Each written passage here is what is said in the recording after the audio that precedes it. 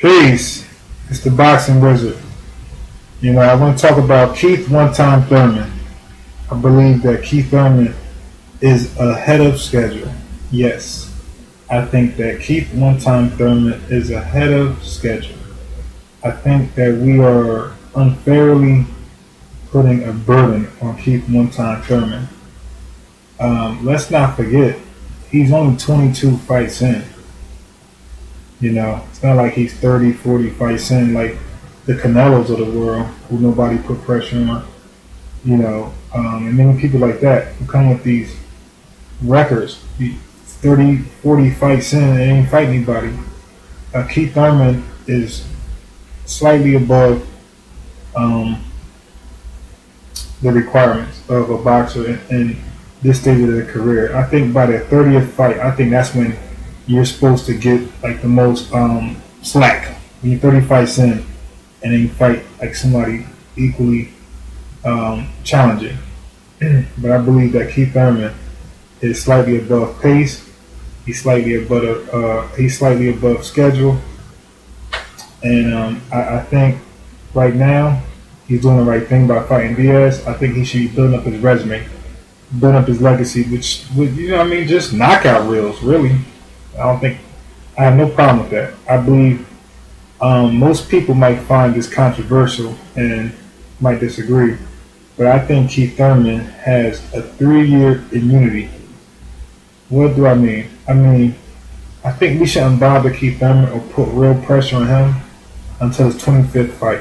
Is that hard to do? 25th fight. Why are we harassing a guy whose career basically just started? The guy is 22 fights in. How many guys 22 fights in go ahead and lay it all in line? It doesn't happen. So I think he's doing the right thing. I think he's slightly above course. I think he's slightly above schedule. And I just say build your resume. Add to your highlight reel. And by 2017, I believe that you'll be one of the faces. One of the faces of boxing is not the face of boxing, because 3 years from now, I would imagine a lot of these guys are falling off. I would imagine Mayweather retired already. By Danny Garcia performance, I would imagine 3 years from now he would probably either have gotten significantly better and learned his lesson, or lost already. 3 years from now, I believe Pacquiao would have been retired or done. Marquez is gone. I believe Bradley would have probably lost already. And probably just been like an okay, good, solid fighter, Hall of Famer. I believe Canelo would have probably had 3 losses by now. 3 years later, I believe a loss each year. So I don't really see anybody. I think Pronikov maybe take another loss. So I really don't see anybody in 3 years from now that potentially could be the face of boxing. I think Broner would have probably had 3 losses by then, lost each year. I believe Broner would have probably lost, like I said, each year in those 3 years.